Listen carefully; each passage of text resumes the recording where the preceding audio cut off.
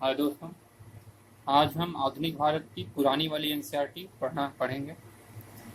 आधुनिक भारत कक्षा 12 के लिए इतिहास की पाठ्यपुस्तक। लेखक विपिन चंद्र, अनुवादक श्याम बिहारी राय। अध्याय 1, 18वीं सदी का भारत, मुगल साम्राज्य का पतन। महान मुगल साम्राज्य करीब 2 सदियों तक अपने समय के अन्य साम्राज्यों के लिए ईर्ष्या का विषय था। 18वीं शताब्दी के पूर्वार्ध के दौरान मुगल साम्राज्य का पतन और विघटन हो गया। मुगल बादशाहों ने अपनी सत्ता और महिमा खो दी और उनका साम्राज्य दिल्ली के इर्द गिर्द ही कुछ वर्ग मील तक सीमित रह गया। अंत में 1803 में दिल्ली पर भी ब्रिटिश फौज का कब्जा हो गया तथा प्रतापी मुगल बादशाह एक विदेशी ताकत का पेंशन याफ्ता होकर रह गया। साम्राज्य की एकता और स्थिरता औरंगजेब के लंबे और कठोर शासन के दौरान डगमगा गई। फिर भी उसकी अनेक नुकसानदेह नीतियों के बावजूद 1707 में उसकी मौत के समय मुगल प्रशासन काफी कुशल तथा मुगल फौज काफी ताकतवर थी। इसके अलावा देश में मुगल राजवंश की इज्जत भी कायम थी। औरंगजेब की मौत होने पर उसके 3 बेटों के बीच गद्दी के लिए संघर्ष हुआ। इस संघर्ष में 65 वर्षीय बहादुर शाह विजयी रहा। वह विद्वान, आत्मगौरव से परिपूर्ण और योग्य था। उसने समझौते और मेल मिलाप की नीति अपनाई। इस बात के सबूत मिलते हैं कि औरंगजेब द्वारा अपनाई गई संकीर्णतावादी नीतियों तथा कदमों में से कुछ को उसने बदल दिया।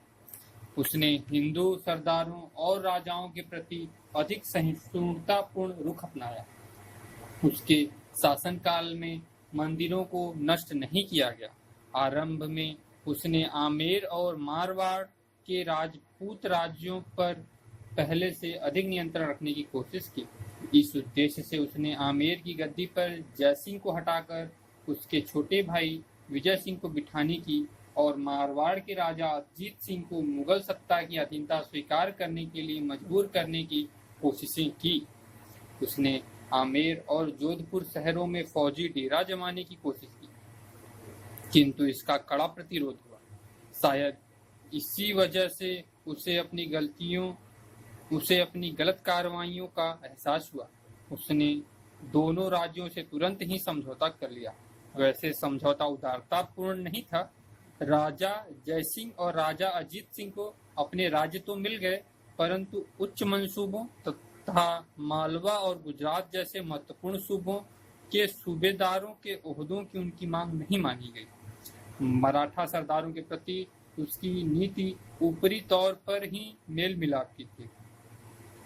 उसने उन्हें दक्कन की सरदेशमुखी वसूलने का अधिकार दे दिया, मगर चौथ का अधिकार नहीं दिया।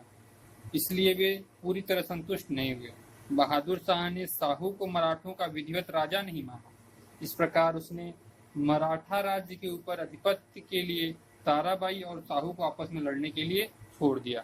नतीजा यह हुआ कि साहू और मराठा सरदार असंतुष्ट रहे और दक्कन अव्यवस्था का शिकार बना रहा। जब तक मराठा सरदार आपस में और मुगल सत्ता के खिलाफ लड़ते रहे, तब तक शांति और व्यवस्था फिर से कायम नहीं हो सकी। बहादुर शाह ने गुरु गोविंद के साथ मेल मिलाप के संबंध स्थापित किए, परंतु गुरु गोविंद सिंह की मृत्यु के बाद बंदा बहादुर के नेतृत्व में सिखों ने पंजाब में बगावत का झंडा बुलंद किया। तब बादशाह ने कड़ी कार्रवाई करने का फैसला किया और विद्रोहियों के खिलाफ अभियान का नेतृत्व खुद किया। विद्रोहियों ने जल्द ही सतलुज और यमुना के बीच के लगभग सारे क्षेत्र पर नियंत्रण जमा लिया। इस प्रकार वे दिल्ली के बिल्कुल पड़ोस में पहुंच गए। यद्यपि बादशाह लौगढ़ तथा अन्य महत्वपूर्ण सिख केंद्रों पर कब्जा जमाने में सफल हो गया, फिर भी सिखों को दबाया नहीं जा सका और 1712 में उन्होंने लौहगढ़ वापस ले लिया। लौहगढ़ किला गुरु गोविंद सिंह ने अंबाला के उत्तर पूर्व में हिमालय की तराई में बनाया। बहादुर शाह ने बुंदेला सरदार छत्रसाल से मेल मिलाप कर लिया। छत्रसाल एक निष्ठावान सामंत बना रहा। बादशाह ने जाट सरदार चूरामन से भी दोस्ती कर ली। चूरामन ने बंदा बहादुर के खिलाफ अभियान में बादशाह का साथ दिया। बहादुर शाह के शासनकाल के दौरान प्रशासन की हालत और भी बिगड़ी। बादशाह द्वारा अंधाधुंध जागीरें देने तथा पदोन्नति करने के फलस्वरूप राजकीय वित्त की स्थिति पहले से भी खराब हो गई। शाही खजाने में 1707 में करीब 13 करोड़ रुपए की रकम ही रह गई। उसके शासनकाल में शाही खजाने में जो कुछ रकम बची थी वह खत्म हो गई। साम्राज्य जिन समस्याओं से घिरा था उनका समाधान बहादुर शाह टटोल रहा था। समय मिलता तो शायद वह शाही किस्मत को फिर जगा पाता। दुर्भाग्यवश 1712 में उसकी मौत ने साम्राज्य को एक बार फिर गृह युद्ध में फंसा दिया। इस गृह युद्ध और बाद के उत्तराधिकार संबंधी लड़ाइयों के दौरान मुगल राजनीति में एक नया तत्व आ गया। पहले सत्ता के लिए संघर्ष सिर्फ शाहजादों के बीच होते थे तथा सामंत प्रत्याशियों को गद्दी हथियाने में मदद देते थे, परंतु अब महत्वाकांक्षी सामंत सत्ता के सीधे दावेदार बन गए और गद्दी हथियाने के लिए शाहजादों का इस्तेमाल वे महज कठपुतली के रूप में करने लगे। बहादुर शाह की मौत के बाद जो गृह युद्ध हुआ उसमें उनका एक कम काबिल बेटा जहांदार शाह विजयी रहा, क्योंकि उसे उस समय के सबसे शक्तिशाली सामंत जुल्फिकार खां का समर्थन मिला। जहांदार शाह एक कमजोर और पतित शहजादा था। उसमें सद्व्यवहार, बड़प्पन और शिष्टाचार की कमी थी। जहांदार शाह के शासनकाल में प्रशासन वस्तुतः अत्यंत योग्य और कर्मठ जुल्फिकार खां के हाथों में था। जुल्फिकार खां वजीर बन गया था।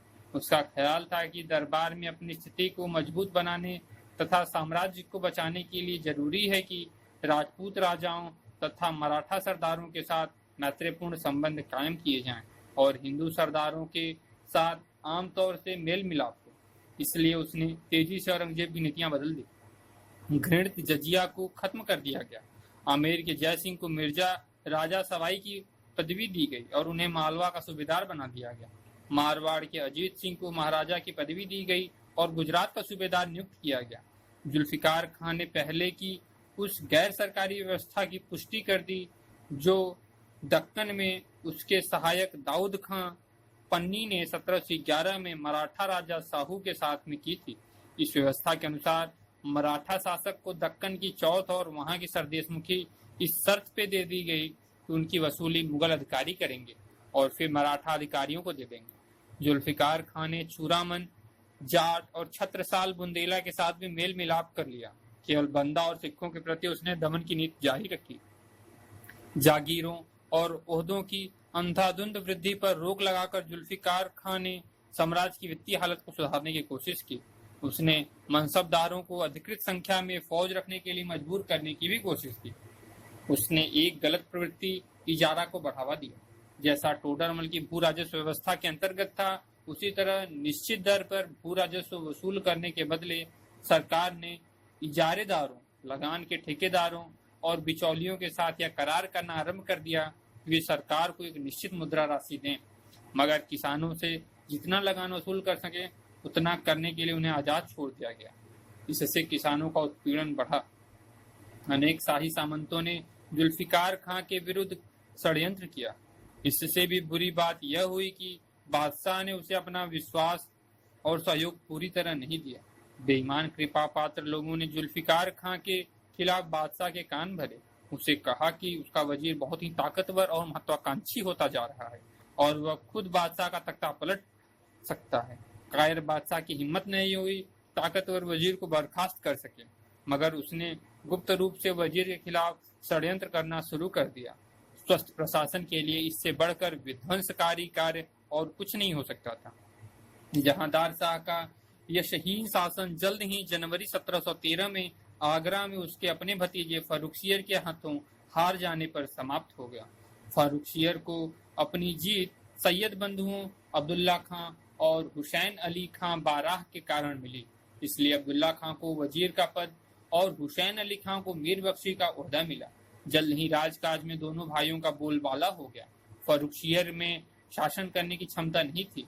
वह कायर, क्रूर, अविश्वसनीय और बेईमान था। इसके अलावा वह नालायक, मुंह लगे लोगों और चापलूसों के असर में आ जाता था। अपनी कमजोरियों के बावजूद फारुखशियर सैयद बंधुओं को बेरोक-टोक काम करने देने के लिए तैयार नहीं था, बल्कि वह अपनी व्यक्तिगत सत्ता कायम करना चाहता था। दूसरी ओर सैयद बंधुओं का पक्का विश्वास था कि केवल उनके हाथों में वास्तविक सत्ता आने तथा बादशाह के नाम मात्र के शासन होने पर ही प्रशासन ठीक ढंग से चलाया जा सकता है, साम्राज्य का अपकर्ष रोका जा सकता है और उनकी अपनी स्थिति सुरक्षित रखी जा सकती है। इस तरह बादशाह फर्रुखसियर और उसके वजीर तथा मीर बख्शी के बीच सत्ता के लिए एक लंबा संघर्ष आरंभ हो गया। सालों तक कृतघ्न बादशाह ने दोनों भाइयों को उखाड़ फेंकने के लिए षड्यंत्र किया, मगर हर बार असफल रहा। आखिरकार सैयद बंधुओं ने 1719 में उसे गद्दी से उतार दिया और मार डाला। उसकी जगह उन्होंने बड़ी जल्दी बारी बारी से 2 युवा शहजादों को गद्दी पर बिठाया, जो क्षय रोग से मर गए। तब सैयद बंधुओं ने 18 वर्षीय मोहम्मद शाह को हिंदुस्तान का बादशाह बनाया। फर्रुखसियर के तीनों उत्तराधिकारी सैयद बंधु के हाथों की कठपुतली मात्र थे। यहाँ तक कि लोगों से मिलने जुलने और घूमने फिरने पर उनकी व्यक्तिगत आजादी पर भी नियंत्रण था। इस प्रकार 1713 से 1720 में उनके उखाड़ फेंके जाने तक राजकीय प्रशासन में सैयद बंधुओं की चलती रही। सैयद बंधुओं ने धार्मिक सहिष्णुता की नीति अपनाई। उनका विश्वास था कि देश के राजकाज में हिंदू सरदारों और सामंतों को मुसलमान सामंतों के साथ मिलकर ही हिंदुस्तान के शासन सुव्यवस्थित रूप से चल सकता है। उन्होंने राजपूतों, मराठों और जाटों के साथ मेल मिलाप कर उनका इस्तेमाल फर्रुखसियर के प्रतिद्वंदी सामंतों के खिलाफ करने की कोशिश की। उन्होंने फर्रुखसियर के गद्दी पर बैठते ही जजिया को तुरंत खत्म कर दिया।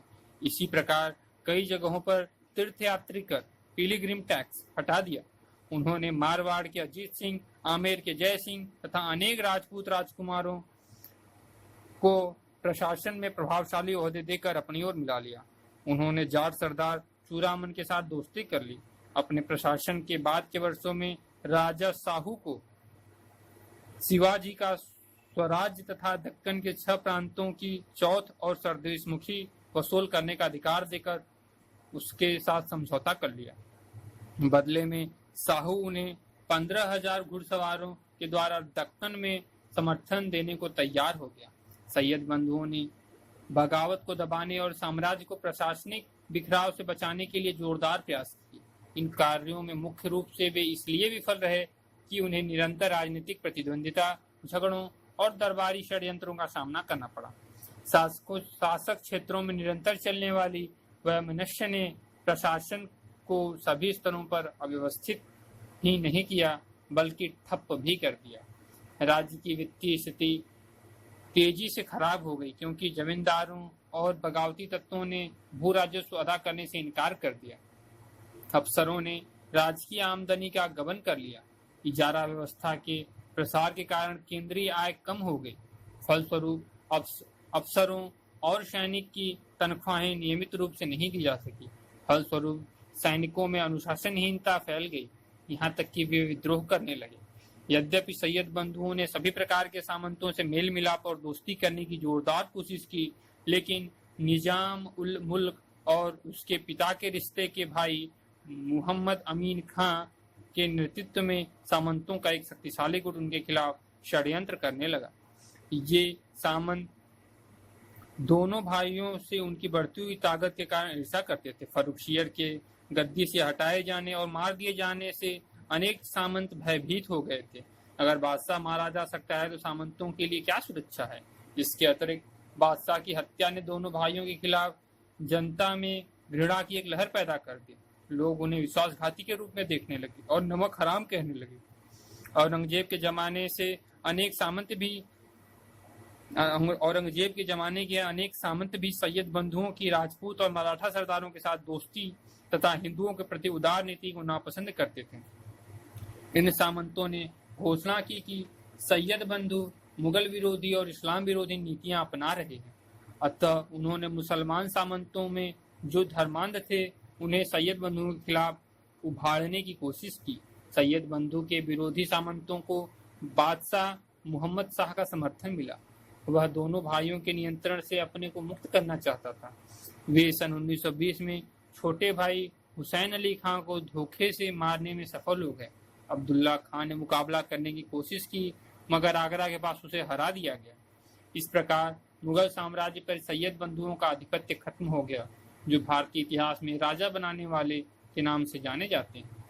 मुहम्मद शाह लगभग 30 साल 1719 से 1748 लंबा शासनकाल साम्राज्य को बचाने का आखिरी मौका था। शाही सत्ता में 1760 से 1720 के काल में जिस तरह फेरबदल हुए, उस तरह के फेरबदल अब नहीं हुए। उसके शासनकाल के आरंभ में लोगों के बीच मुगलों की प्रतिष्ठा एक महत्वपूर्ण राजनीतिक कारक थी।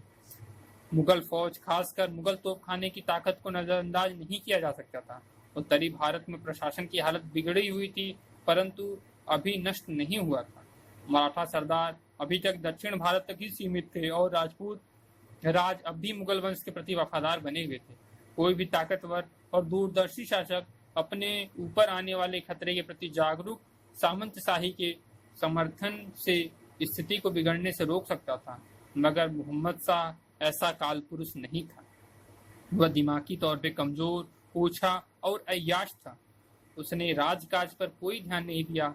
निजाम उल मुल्क जैसे काबिल वजीरों को अपना पूरा समर्थन देने के बजाय वह भ्रष्ट और नालायक चापलूसों के कुप्रभाव का शिकार बन गया तथा अपने ही मंत्रियों के खिलाफ साजिशें करने लगा। यहाँ तक कि वह अपने कृपा पात्र दरबारियों द्वारा उगाहे गए घूस में हिस्सा लेने लगा। बादशाह के ढुलमुलपन तथा सख्ती मिजाज और दरबार में निरंतर झगड़ों से उबकर उस समय के सबसे शक्तिशाली सामंत निजाम उल मुल्क ने अपनी महत्वाकांक्षा को पूरा करने का फैसला किया। वह 1722 में वजीर बना था और प्रशासन को सुधारने के लिए उसने जोरदार प्रयास किए थे। अब उसने बादशाह को उसके साम्राज्य को उनके भाग्य के सहारे छोड़कर अपनी किस्मत आजमाने का फैसला किया। उसने अक्टूबर 1724 में अपना ओहदा छोड़ दिया और दक्कन में हैदराबाद की रियासत की नींव डालने के लिए दक्षिण चल पड़ा। उसका प्रस्थान साम्राज्य से निष्ठा और सद्गुण के पलायन का प्रतीक था। मुगल साम्राज्य का वास्तविक बिखराव वहां से शुरू हो गया था। अब अन्य शक्तिशाली और महत्वाकांक्षी सामंतों ने भी अर्ध स्वतंत्र रियासतें कायम करने के लिए अपनी अपनी ताकत का इस्तेमाल आरंभ कर दिया। दिल्ली के बादशाह के प्रति नाम मात्र निष्ठा जाहिर करने वाले खानदानी नवाबों का देश के अनेक भागों में उदय हुआ। उदाहरण के तौर पर बंगाल, हैदराबाद, अवध और पंजाब के नवाबों के नाम लिए जा सकते हैं। हर जगह छोटे जमींदारों, राजाओं और नवाबों ने बगावत और आजादी का झंडा बुलंद किया। मराठा सरदारों ने उत्तर की ओर अपना कब्जा जमाना शुरू कर दिया। उन्होंने मालवा, गुजरात और बुंदेलखंड को लौट डाला। फिर 1738-39 में नादिर शाह उत्तरी भारत के मैदानों में आ धमका और उसके सामने साम्राज्य ने घुटने टेक दिए। नादिर शाह भारत के प्रति यहाँ के अपार धन के कारण आकर्षित हुआ। भारत अपने अपार वैभव के लिए सदा से प्रसिद्ध था। निरंतर अभियानों ने फारस को वस्तुतः दिवालिया बना दिया था। अपने भाड़े की फौज को बनाए रखने के लिए पैसों की उसे सख्त जरूरत थी। भारत से लूटा गया धन इस समस्या का एक हल हो सकता था। साथ ही मुगल साम्राज्य की प्रत्यक्ष कमजोरी ने इस प्रकार की लूट खसूट को संभव बना दिया। वह 1738 के अंतिम दिनों में बिना किसी विरोध का सामना किए भारत के इलाके में घुस आया। वर्षों से उत्तर पश्चिमी सीमा की सुरक्षा पर कोई ध्यान नहीं दिया गया था। जब तक दुश्मन ने लाहौर पर कब्जा नहीं कर लिया, तब तक खतरे को पूरी तरह से महसूस नहीं किया गया। दिल्ली की सुरक्षा के लिए तब जल्दी जल्दी तैयारियां की गई, मगर गुटबाजी के शिकार सामंतों ने दुश्मन को दरवाजे पर खड़ा देखकर भी एक सूत्रबद्ध होने से इनकार कर दिया। वे सुरक्षा की योजना और सुरक्षा फौजों के सेनापति के नाम पर सहमत नहीं हो सके। फूट, अयोग्य नेतृत्व और आपसी द्वेष तथा परस्पर अविश्वास का परिणाम हार के सिवा और क्या होता। दोनों फौजों के बीच 13 फरवरी 1739 को करनाल में मुकाबला हुआ। आक्रमणकारी ने मुगल फौज को जोरदार शिकस्त दी। बादशाह मोहम्मद शाह को बंदी बना लिया गया और नादिर शाह दिल्ली की ओर बढ़ा। नादिर शाह ने शाही राजधानी के नागरिकों के भयंकर कत्लेआम का हुक्म दिया। ऐसा उसने अपने कुछ सैनिकों की हत्या का बदला लेने के लिए किया। लोभी आक्रमणकारी ने शाही खजाने और शाही संपत्ति को हथिया लिया। उसने प्रमुख सामंतों से नजराना वसूल किया तथा दिल्ली के धनी लोगों को लूटा। अनुमान किया जाता है कि उसने कुल मिलाकर 70 करोड़ रुपए का माल लूटा। उसने अपने राज्य में 3 सालों तक बिल्कुल कोई कर नहीं लगाया। वह प्रसिद्ध कोहिनूर हीरा तथा शाहजहां का रत्न जड़ी मयूर सिंहासन तख्त ताउस भी ले गया। उसने मोहम्मद शाह को सिंधु नदी के पश्चिम के साम्राज्य के इलाके को उसे दे देने के लिए मजबूर किया। नादिर शाह के आक्रमण ने मुगल साम्राज्य को भारी नुकसान पहुंचाया। मुगल साम्राज्य की प्रतिष्ठा को अपूरणीय क्षति पहुंची तथा मराठा सरदारों और विदेशी कंपनियों को साम्राज्य की छिपी हुई कमजोरी का पता लग गया। कुछ समय के लिए केंद्रीय प्रशासन पूरी तरह लकवाग्रस्त हो गया। आक्रमण ने शाही वित्त व्यवस्था को तहस नहस कर दिया और देश के आर्थिक जीवन पर बुरा प्रभाव डाला। कंगाल सामंतों ने किसानों से मनमाना लगान वसूलना और उन्हें पहले से अधिक उत्पीड़न करना शुरू कर दिया, जिससे वे अपनी खोई हुई दौलत वापस पा सकें। अधिक आमदनी वाली जागीरों और ऊंचे ओहदों के लिए वे पहले की अपेक्षा अधिक दुस्साहस पूर्वक आपस में लड़ने लगे। काबुल और सिंध नदी के पश्चिम के इलाकों को खोकर साम्राज्य ने एक बार फिर उत्तर पश्चिम के आक्रमणों का खतरा पैदा कर दिया। सुरक्षा की एक महत्वपूर्ण पंक्ति लुप्त हो गई। वस्तुतः यह बड़े आश्चर्य की बात है कि नादिर शाह के चले जाने के बाद लगा कि साम्राज्य में अपनी कुछ शक्ति फिर वापस आ रही है। हालांकि उसके कारगर नियंत्रण में पहले से कम क्षेत्र रह गया था, परंतु यह पुनर्जीवन भ्रामक और सतही था। वर्ष 1748 में मोहम्मद शाह के मरने के बाद बेईमान और सत्ता के भूखे सामंतों के बीच कटु संघर्ष हुआ, यहाँ तक कि गृह युद्ध भी छिड़ गया। इतना ही नहीं, उत्तर पश्चिम में सुरक्षा की व्यवस्था कमजोर हो जाने के कारण साम्राज्य अहमद शाह अब्दाली के बार बार आक्रमणों से तहस नहस होता रहा। अहमद शाह अब्दाली नादिर शाह के सबसे काबिल सेनापतियों में से एक था। उसने अपने स्वामी के मरने के बाद अफगानिस्तान पे अपनी सत्ता कायम करने में सफलता प्राप्त कर ली। अब्दाली ने 1748 से 1767 के बीच उत्तरी भारत, खासकर दिल्ली और मथुरा पर बार बार आक्रमण और लूट खसोट किया। सन 1761 में मराठों को पानीपत की तीसरी लड़ाई में हराया और इस तरह मराठों की इस महत्वाकांक्षा को बड़ा धक्का लगा कि वे मुगल बादशाह पर नियंत्रण रखेंगे और देश पर अधिपत्य कायम करेंगे। मगर उसने भारत में कोई नया अफगान राज कायम नहीं किया। वह और उसके उत्तराधिकारी पंजाब को भी अपने अधिकार में नहीं रख सके। पंजाब जल्द ही सिख सरदारों के हाथ में चला गया। नादिर शाह और अब्दाली के आक्रमण तथा मुगल सामंतशाही के आपसी घातक झगड़ों के कारण 1761 तक मुगल साम्राज्य का अस्तित्व वस्तुतः एक अखिल भारतीय साम्राज्य के रूप में समाप्त हो गया। वह केवल दिल्ली का राज्य रह गया। खुद दिल्ली में रोज दंगे और हंगामे नजर आने लगे। महान मुगलों के वंशज अब भारतीय साम्राज्य के लिए संघर्ष में सक्रिय हिस्सा नहीं लेते थे। सत्ता के विभिन्न दावेदारों ने पाया कि उनके नाम पर संघर्ष चलाना राजनीतिक दृष्टि से फायदेमंद है। उसने मुगल वंश दिल्ली के नाम मात्र के सिंहासन पर बहुत दिनों तक इससे मुगल वंश दिल्ली के नाम मात्र के सिंहासन पर बहुत दिनों तक बना रहा। शाह आलम द्वितीय 1759 में गद्दी पर बैठा। वह आरंभ के सालों में अपनी राजधानी से दूर एक जगह से दूसरी जगह घूमता रहा, क्योंकि उसे अपने वजीर से जान का खतरा था। वह काबिल और भरपूर हिम्मत वाला था, मगर साम्राज्य की हालत इतनी बिगड़ गई थी कि उसका उद्धार संभव नहीं। उसने 1764 में बंगाल के मीर कासिम और अवध के सुजाउ दौला के साथ मिलकर अंग्रेजी ईस्ट इंडिया कंपनी के खिलाफ लड़ाई की घोषणा कर दी। बक्सर की लड़ाई में अंग्रेजों से हार जाने के बाद वह कई वर्षों तक इलाहाबाद में ईस्ट इंडिया का पेंशन याफ्ता बन कर रहा। वह 1772 में मराठों के संरक्षण में ब्रिटिश आश्रय छोड़कर दिल्ली लौटा। अंग्रेजों ने 1803 में दिल्ली पर कब्जा कर लिया। तब से लेकर 1857 तक, जब मुगल वंश अंतिम रूप से खत्म हो गया, मुगल बादशाह अंग्रेजों के लिए केवल राजनीतिक मोहरा बने थे। मुगल राजतंत्र 1759 के बाद फौजी ताकत नहीं रहा, तो भी वह इसलिए बना रहा कि भारत की जनता के दिमाग पर देश की राजनीतिक एकता के प्रतीक के रूप में उसका बड़ा प्रभाव था। मुगल साम्राज्य के पतन का सबसे महत्वपूर्ण नतीजा यह हुआ कि इसने ब्रिटिश शासकों के लिए भारत विजय का रास्ता आसान कर दिया। भारत की शक्तियों के बीच से कोई भी शक्ति महान मुगलों की विरासत का दावा करने के लिए सामने नहीं आई। वे साम्राज्य को नष्ट करने के लिए पर्याप्त रूप से ताकतवर थी, मगर उसे एकता के सूत्र में बांधने या उसकी जगह पर कोई नई चीज लाने में समर्थ नहीं थे। वे ऐसी कोई नई व्यवस्था नहीं बना सकी जो पश्चिम से आने वाले नए दुश्मन के सामने टिक सके। उनमें से सब उसी ठूंठ समाज व्यवस्था का प्रतिनिधित्व करती थी जिनके नेता मुगल थे। सब उन्हीं कमजोरियों के शिकार थी जिनकी शक्तिशाली मुगल साम्राज्य को नष्ट कर दिया। दूसरी ओर भारत का दरवाजा खटखटा रहे यूरोपवासी ऐसे समाज से आए थे जिसने एक बेहतर आर्थिक व्यवस्था का विकास किया था, जो विज्ञान तथा प्रौद्योगिकी में काफी उन्नत था। मुगल साम्राज्य के पतन की सबसे दुखद बात यह हुई कि उसकी जगह पर एक विदेशी शक्ति आई, जिसने अपने हितों का ख्याल कर देश के शताब्दियों पुराने सामाजिक, आर्थिक, राजनीतिक ढांचे की जगह एक औपनिवेशिक ढांचा स्थापित कर दिया। इसके आगे का हम अगले पार्ट में पढ़ेंगे। Thank you.